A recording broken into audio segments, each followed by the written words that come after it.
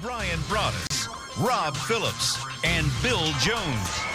And you are looking live at Ford Center at the Star in Frisco, Texas. And this is Talking Cowboys. Bill Jones, along with Mickey Spagnola right here.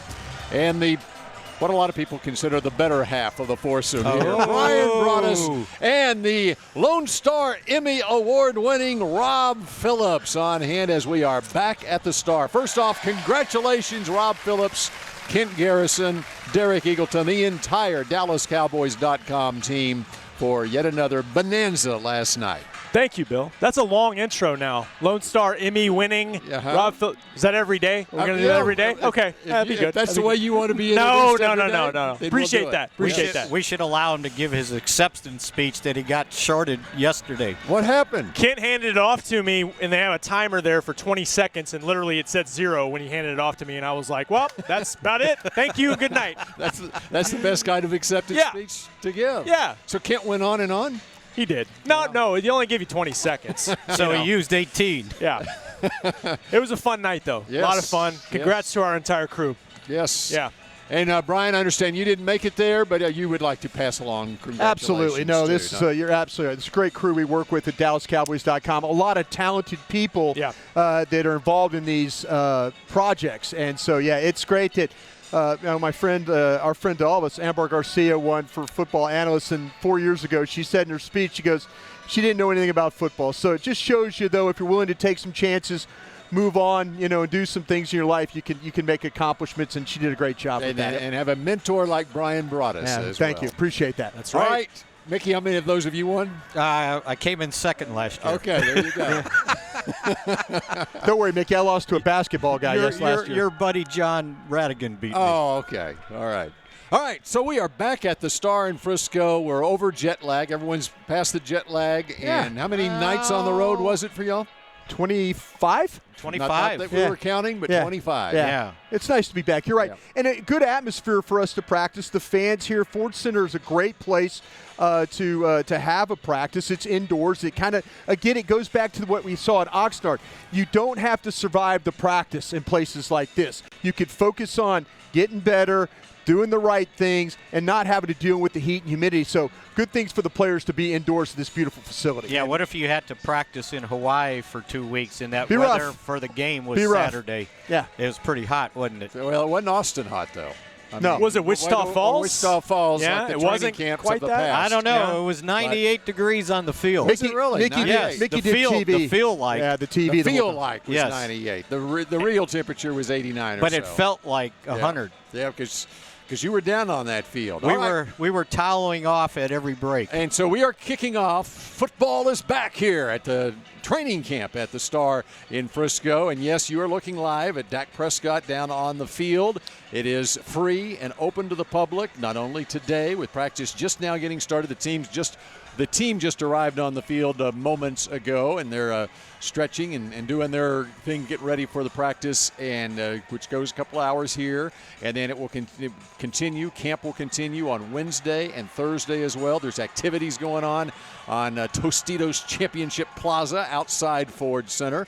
And so it's a great opportunity for you here on Talking Cowboys to take a look at some of the things going on. The actual practice is scheduled to start at 11:15. I think they had an opening ceremony earlier. We were with Jason Garrett in his press conference, so we didn't get to see that. But the actual practice, 11:15, and when I showed up here at about 9:45, people were already pulling into the parking lot to attend this thing. It looks like a good crowd shaping up here. And for fans that have been paying attention to camp in Oxnard, you're getting a couple familiar faces back today. It looks like Tyrone Crawford, and there he is. Is that D-Law? That's D-Law. D-Law, Tank Lawrence will be back doing something in practice today. Looks like they're going to activate both of those guys from active PUP. And Sean Lee sounds like he'll be out there, too, doing something, coming back from a little bit of a knee sprain that he had in Oxnard. Mickey, you saw Sean Lee yesterday, right? Yes, Sean Lee was working out, doing his rehab in his helmet and pads outside. Outside, in what was more than 98-degree heat. Yes, absolutely. And we are proud to report that the new field looks like it's in place and ready to go. All right. Oh, really? Yeah, and it's green, too. All right. Just in time for practice back here. They must have spent a lot of money watering that field. That's all I got to say. Let's not go there. While we were going. As other people don't water their yards. Yeah. I'll tell you what, though. Again, I'm really happy that we have this opportunity to have our show on. It's not often at all. I mean, this is one of the first times that we've been able to do this, but to be able to watch practice and talk about it a little bit. Looks like we're going to get into a little bit of what they call this really like a walkthrough part, but you'll see some spirited stuff going on here. These are some plays that they're going to run that you'll see in practice during team periods and stuff. So this is kind of a pre-practice to the practice of them going through some plays here. Yeah, and it gives fans an idea of who's lining up where. Because we talk about it on the show, but other than blue-white, there really hasn't been a lot of that visibility. Training Camp Live, a little bit of that in Oxnard. So here's how badly DeMarcus Lawrence was chomping at the bit to get out there. So this is kind of the practice for the practice. Right. And Dorrance Armstrong went out there as he normally did in all the practices in training camp at left defensive end, and Lawrence went out there and just pushed him away and goes, I'm in. There you go. Number 50's out there, too. Yeah, yes. absolutely. Yeah. And then Lyle Collins had to shake hands with DeMarcus Lawrence. Like, oh, hey, where have you been? I got glad to see you out there. But, yeah, it is good to see him put on the shoulder pads, go out there and kind of go through this a little bit, get an idea, not kick some of the rust off himself. But, he's going to be ready to play. We've been watching him in Oxnard. And you talk about guys that have been working hard. It's not like these guys that are injured are just over there drinking Gatorade and hanging out with us. They're over there working. Britt Brown, the weight staff, the strength staff, they've done a great job with these guys. So it's a reason why these guys have an opportunity to potentially play in that opening game. Mickey's been saying it. He's been well on track to be back. And the fact that it's August 20th and he's back, Tank, practicing, I don't think there's, like Brian said, there's any question about his availability for September 8th, barring some kind of setback. He seems like he's good to go. I would think he's right on schedule, exactly how they mapped it out. They did a great job with that. And the player and the staff. It also looks like Tyrone Crawford is out there is that him on the right defensive end. That's the other thing. We've been talking about that. Where exactly is he going to line up? No. To me, Rob, he's the starter at right defensive end. Okay. Even when they got Robert Quinn, I felt like that they were still going to go with this combination and then use Quinn as a situational rusher and maybe even kick Crawford inside at tackle to go with Malik Collins. I mean, you have to think about, too, the human log in there as well. Those two guys inside, Collins and Woods, have been a force in these practices. They've done a nice job. And the other thing we've been seeing in practice when that first team goes to the nickel, Christian Covington comes in at one of the defensive tackle spots as he just did right there when they went to nickel. So keep an eye on this guy, number 95. They really like him. The other thing, when you were talking about how hard those guys were working in their rehab, I was telling the guys this morning on the fan, I go, they're chomping on the bit to get out here and get away from Britt Brown. Yeah, because he will wear them out. Practice is easy compared to that. Exactly right. Exactly right, though. You saw the offensive line. You got Cam Fleming working at left tackle.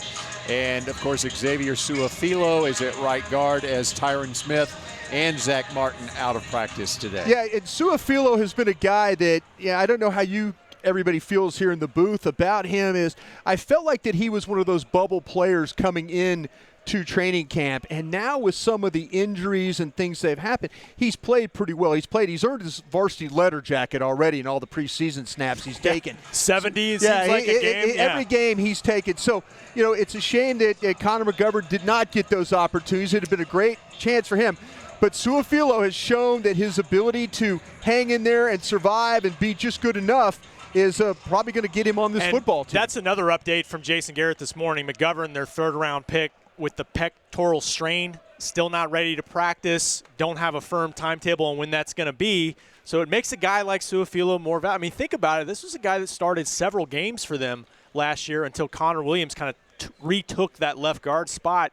I'm with you. At this point, I think his depth and experience is valuable for this team as they have to make that 53-man roster decision coming up here. They might go a little lighter at offensive line. Then I think they're going to carry more defensive linemen and less offensive linemen. So it might be 8, 9, maybe. I mean, that's kind of what they're kind of playing with right now. You just kind of Rob just sucked wind through his teeth there when I said the word 8. I did, just because you've got. I mean, they're They say they're not worried about Tyron Smith, but he didn't make the trip to Hawaii because that back has bothered him in the past. You've got 2 Pro Bowl linemen with Zach as well, Bill, with back issues. So I wonder, I might think about going a little heavy, but you're right. There's so much young talent on the defensive line. You got to make some decisions. And real quick, we got to get to a break with Connor McGovern now as we get deeper into this thing and the potential for IR for him. Yeah. And to keep in mind, if he was to go on IR with a chance to return at some point this season, he has to be on that 53-man roster. One day. Yeah, right. The final cut down. Did it with Rico Gathers last year, same way.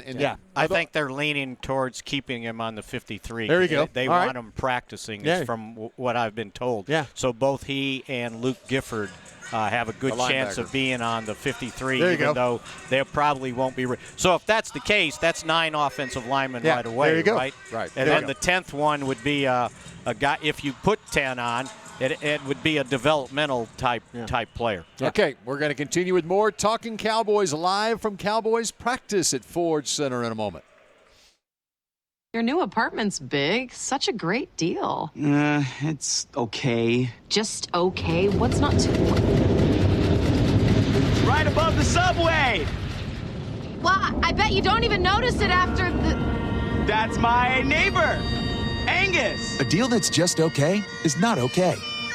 Get a great deal with America's Best Network. Come into an AT&T store and learn how to buy one smartphone and get a second one on us. Based on GWS 1 score, September 2018. Star Sports Tours is the only official fan travel partner of the Dallas Cowboys, offering exclusive game weekend travel packages with sideline access and photo ops with current players, alumni, and cheerleaders. That's not all, though. You'll get to talk X's and O's with Senior Director of Player Personnel Will McClay, and of course with yours truly, me, Brian Broaddus. You can trust the official fan travel partner of the Dallas Cowboys, and with us, you'll travel like a pro. Visit cowboystravel.com to book your travel package today.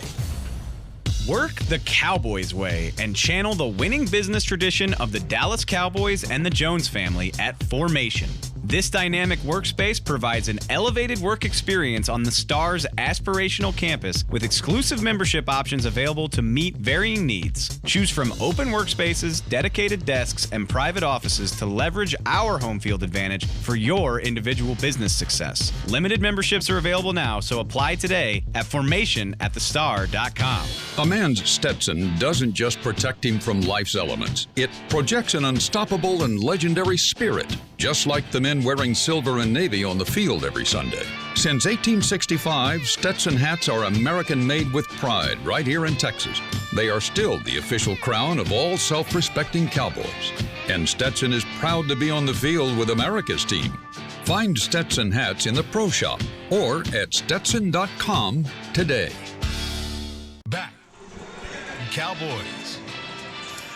And we are talking Cowboys at Cowboys practice, the return of football to the Star in Frisco. We're at Ford Center. Bill Jones, Mickey Spagnola, Rob Phillips, and Brian Broaddus as the team starts the stretch portion of practice right now. It's free and open to the public. It'll be open also tomorrow and Thursday. Of course, the Cowboys play the Houston Texans at AT&T Stadium on Saturday night. It's a 6 o'clock kickoff. And then back here, final 2 practices of training camp on Monday and Tuesday, open to the public as well. All right, but while the team is stretching out here, one item making news, of course, is the comment from Jerry Jones after the game at Aloha Stadium. Look at Mickey's face.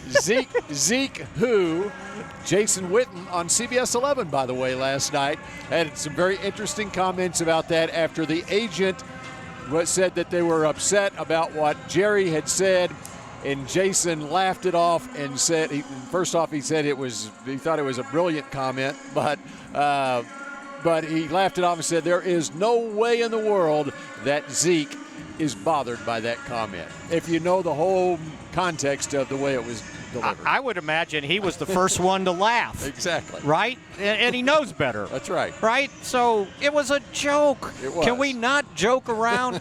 Think about this. His agent, Rocky Arsenault, has not said anything during this whole process, and then he chose that moment to speak up and text. Seriously? Actually, Clarence Hill was the first one to laugh. And yes, he was. That's the hardest I've ever seen Clarence laugh, and that's saying something.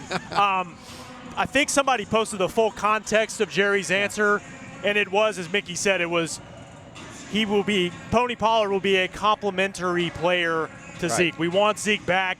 It looks like he's going to be a great complement to Elliott once he comes back. And I mean, that's the obvious answer, right? Because obviously Zeke Elliott, you can make a strong case, is the best back in the NFL. Oh, no, they're absolutely right. And they did find a back that has a similar running style. If you look, can go inside, can bounce the ball outside, catches the ball well.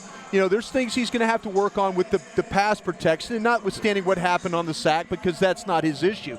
But I think that he's on that path to where he could be a complete back. And if you want to put somebody in the game for a few snaps and use him as a weapon, Tony Pollard looks like a good piece for that. And let's clear up what happened on the sack, because there's been a lot of talk on social media about that. When you look at the play, Jason Witten's involvement in it as well as Pollard. What do you see, Brian? What I saw, but I also asked somebody that would know what was going on. I mean, I didn't want to go that's down. the other thing is we need to know what the assignments exactly, were. and that's a little bit of a dangerous thing, a game I work with. And so, but I asked somebody that said, the outside linebacker, Patrick, beat Witten on a quick move. That happens in football. The guy made a great swim move.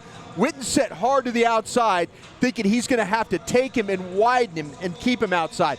Well, Patrick went inside on the swim move, but he was so quick to beat Witten that it got on Pollard, who was doing his play fake, who was going through that side. And he had really no time to adjust. So it looked bad on two levels, that two players. Give the Rams player, Patrick, the outside linebacker, a lot of credit for an outstanding move. So as far as Pollard is concerned on that play, his assignment is to carry out the fake. However, when he sees that linebacker he's trying to be a football player. He's trying to be a football. And I was told with more maturity, more experience, he'll see like, oh, okay, next time I know this play, there might be somebody that flashes that I have to be ready for. And then as far as what Witten did there, Witten, after he missed on the linebacker coming, he immediately turned around, and he was an outlet for Dak if Dak had any opportunity to get it to him. But and we're talking about pre-show, Lyle Collins got beat on the play too. So if Patrick doesn't get there, Lyle Collins guy's right there as well. And then Dak could have diffused it if he just got rid of the football.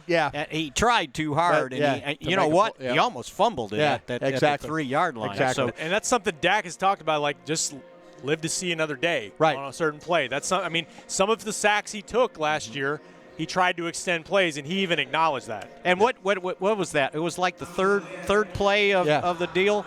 Shame on Uncle Wade for blitzing that early in a preseason Gets his game. old team, man. Yeah. It's his old team.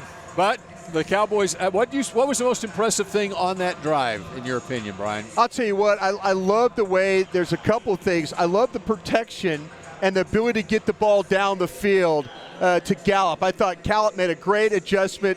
He tracks the ball really, really well. His strength that he's shown not to get, old Gallup would have been pushed out of the sidelines. Williams, the corner, would have just ridden him out, but he stayed along the path, fought, separated. I'll tell you another thing. I was impressed with the second-level block that Travis Frederick made on the touchdown run. That's the old Travis Frederick right there. He partnered up with Suafilo. They secured the down lineman, and he got to second level. And once he got to second level, then that meant that Pollard had a chance to get behind him, and Pollard balanced, finished the run. Those are impressive things in that drive to me. You know, Gallup, he for a part of that route he ran, he looked like a wily veteran because he slowed down just a little and got the DB on his hip and then took off again. And had Dak thrown it a little further, he would have caught it in stride and been gone. He had to come back and get the ball. The other thing that I thought was impressive is they had 3 third-down opportunities, and they converted all 3. And that was something I think they had to feel good about. Nice Witten because they've been trouble converting third downs last year, early in the season until Amari Cooper got here. And that's where Jason Witten can come in, right? Big 10-yard catch on third down on an option route, just kind of finding a way to get open, and that's such a safety blanket for Dak that they missed. What about you? Well, and then Pollard, Sure. And the way that throughout the drive, he had one reception for 9 yards, but you talk about inside, outside, that sort of thing with him and what they're going to be able to do with him. Yeah, this is not a small guy. I mean, people want to think of Lance Dunbar. No, this is not Lance Dunbar. This is a legitimate guy that's got a little weight to him, though, and he's got that explosive quickness, that ability to put that foot in the ground. Again, they had him wrapped up on going in on that goal line. He was able to break a tackle of a defensive lineman and get that thing into the end zone. And think about this. You mentioned Dunbar, and the same thing last year started with Tavon Austin. Right. Oh, he can line up in the back. Tyron Smith is out there, by the way. Yes, he is. I don't know how much he's going to do, but he is out there, and he led the jumping jacks. With Pollard, when you put him back there, it's not an automatic, he's going to motion out into the formation. Right. They can hand him the football. And just so the I threat think of that. just the threat. Yeah, Absolutely. And it doesn't mean they're running some sort of fancy sweep or they're pitching it outside. They can hand it to him, and he's shown he can go between the tackles. Kellen Moore is going to find a way to get Ezekiel Elliott and Tony Pollard in the backfield at the same time. Why not? Get ready. That is going to present a lot of problems for defensive coordinators. And the other thing about Tony Pollard, whereas in the past you might have two backups to Zeke where one guy's going to come in on the third series of the game or whatever and do all the things that being able to run between the tackles. Well, Pollard can do that, plus he can be the third down back if that role. This could be the second coming of Tony Dorsett and Herschel Walker lining up in the backfield at the same time. Wow. What a comparison. That is quite the comparison. I mean, just an example. You're watching him out there right now, and I've said this before, but Mike Weber, number 40, I think it's the Big Ten thing. Weber played in the Big Ten. Oh, he's this traditional back. You just watch Tony Pollard. The guy looks like he could be an every down back. He's built that way. He's shown it a little bit already in what we see in a small sample size. Not an American Football Conference player. Right. I mean, it's the Memphis-Ohio State thing. I think that was the perception coming in. It's just not reality. Well, and the other part of that is because he wasn't the featured back at Memphis. We saw that guy Henderson last week for the Rams. Yeah. So anyway, and otherwise, from the game the other day, what was it that stood out? Can I say another thing, too, about something that stood out? How about the young defense in the second half of that game, though? There was a point in time where the Rams really weren't moving the football at all. And then it was guys like Hill and Jackson, and those guys were all making plays. They were affecting the way the Rams quarterbacks were having to try and the distribution of the football. They were trying to run the waggles and the boots and good coverage by the young corners and safety. So that second half defense, I thought, did a nice job of just kind of holding in there. You have to be proud about that because they could have very easily got hot, tired, and just gave up something at the end because they played a lot of snaps. But I was really impressed with the way that those young guys played in the second half. Do you think the battle for the backup quarterback is over?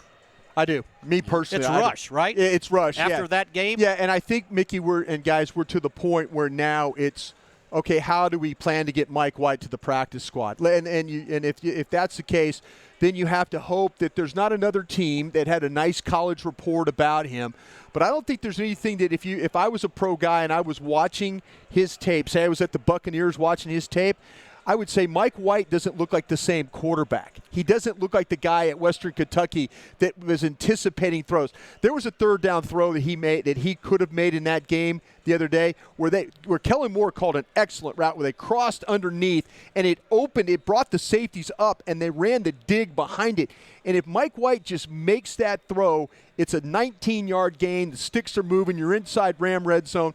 Mike White just does not have the anticipation right now to make that throw. And if you just watch the difference between Cooper Rush dropping back to pass and Mike White dropping back to pass, Cooper Rush looks like he's in control. I got this. Mike White looks like he's dropping back like a deer in the headlights. And I just think the way he commanded the offense, and they gave him a chance, right? And I said last week, maybe you give him the opportunity to go second. And they did. They did. And what they thought about the first game that he played against the 49ers, where there were some decisions he made irrespective of protection that could have been better. And the same thing happened against the Rams. The interception he threw. Very good point.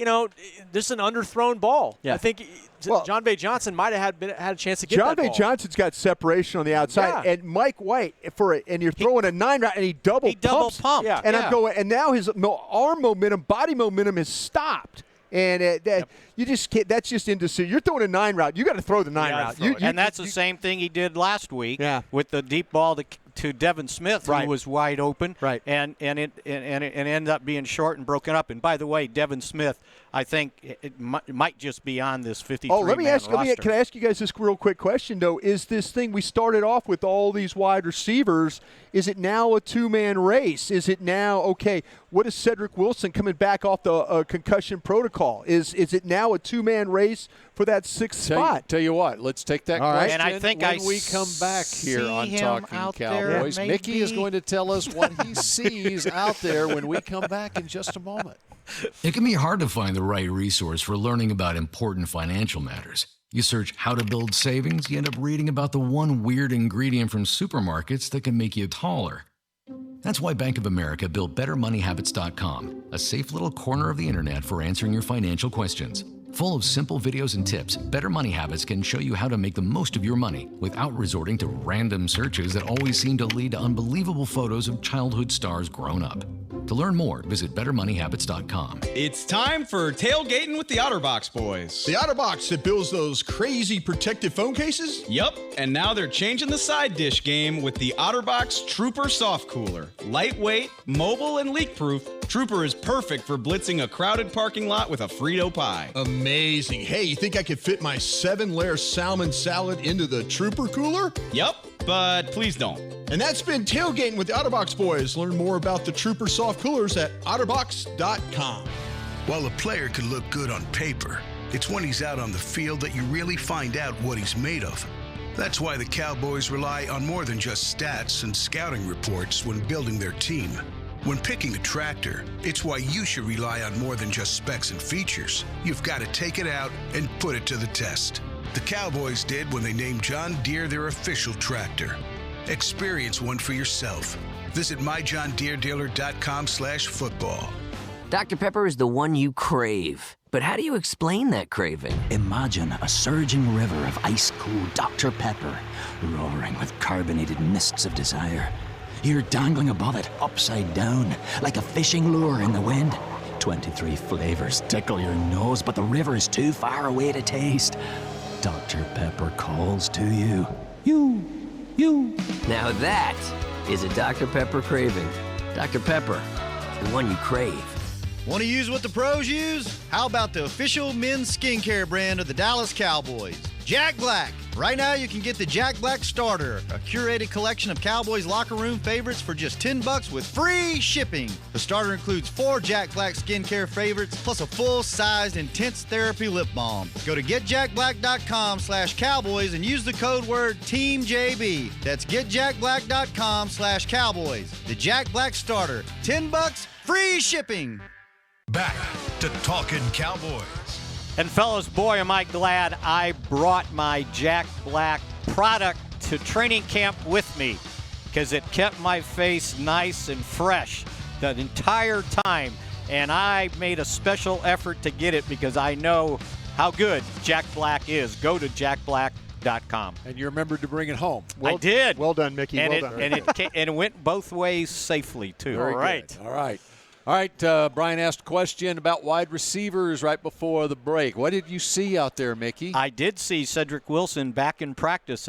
He suffered the concussion against the 49ers and was in concussion protocol all last week, and now he's back on the field. So just in time, right? Because, as you mentioned before the break, Devin Smith starting to separate himself, and Noah Brown still on active PUP. Not ready to come back yet, Jason Garrett says. But are we all of the opinion that he's got a spot? Wow, this is getting interesting now. Yeah, because I'm asking. I know you are. Yeah, I think that he may end up staying there for a few weeks. Okay. Yeah. Like I think they think it's crowded now, and maybe you can leave him on PUP, and he only has to miss six weeks. Right. So they may go that route.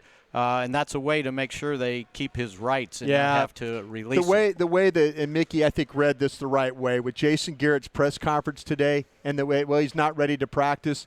the plan. I believe Mickey's right here. They're going to keep him on PUP. If the receivers hadn't separated themselves, if guys hadn't pushed the envelope to be on this team, I think it would be okay. We need Brown here right now. Boom, let's go. Okay. But I think that's the way they're going to go. And Bill, I think it comes down to the other 3 young guys. You got to do something in the games. Yeah. And they haven't. Yeah.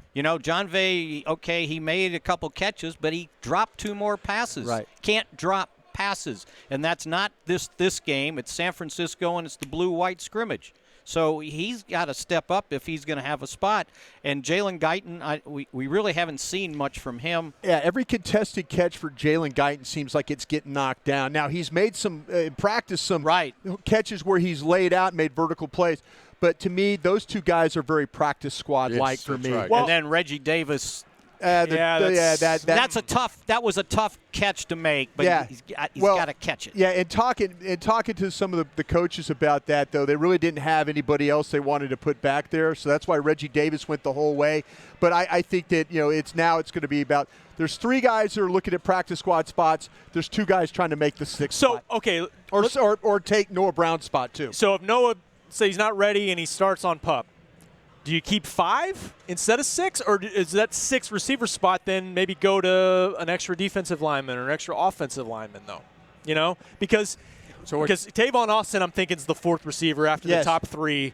Is it down to 1? You don't think Cedric Wilson makes the team? I'm just saying, are we assuming that it's 6 receivers if you don't count Noah with the 53 right away? I think all along I've said 6, but I like what Rob's saying because it's going to save me a spot. If I know I got a guy stashed on PUP for 6 weeks, maybe I could live with 5 if I could get all my guys to the practice squad. And we don't know in 2-3 weeks where they might be hurting injury-wise at other positions that they may have to go heavy on. I think they like Cedric Wilson. I know they like him, but I think they got to like Devin Smith. Don't you? Yeah, but they like Jalen Jelks and Joe Jackson and a lot of these other guys. But if Noah Brown, like Mickey's plan to PUP, Wilson and Smith make the football team for me at 5-6. Okay.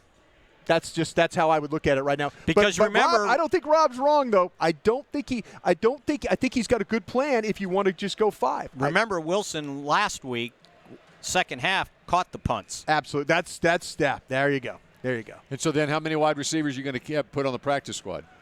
7. Well, you're going to have I think you got Davis has got eligibility, Guyton's got and they've all got eligibility. Again, it goes back to grades. What kind of grades did these other teams have on these guys? Yeah. And is the pro tape that you've seen through likely these guys playing 4 games, is it likely going to get somebody to claim one of these guys?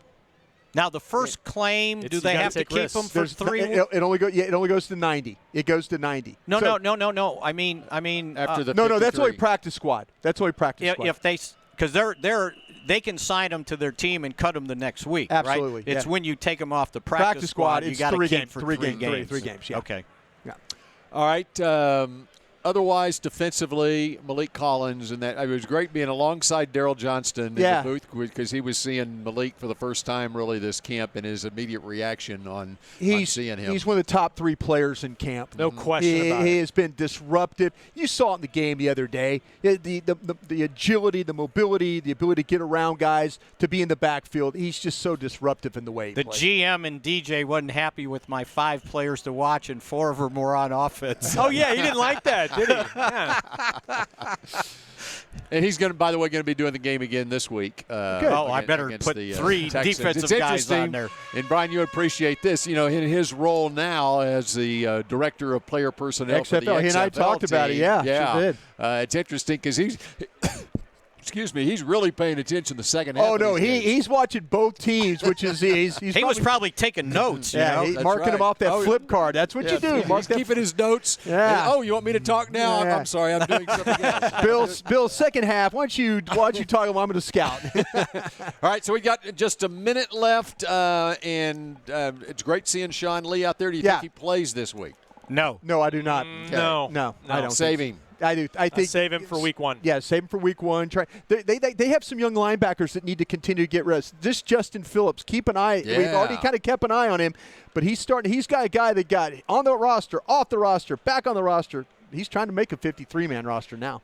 We never got to extortion. Have you been extorted any time in your life What like are you Zeke talking is? about? What? You didn't see the extortion demands? The Vegas thing? Yes. Yeah. That's not important. It's not. It's laughable, too. Yep. Seems like a lot of things are laughable right now. Yep. All right, so come out here to the Star and watch practice on Wednesday, Thursday, and then next Monday and Tuesday, and we'll be back here to talk Cowboys during practice again tomorrow, and the break is coming up next here on DallasCowboys.com. This has been a production of DallasCowboys.com and the Dallas Cowboys Football Club. How about this, Cowboys?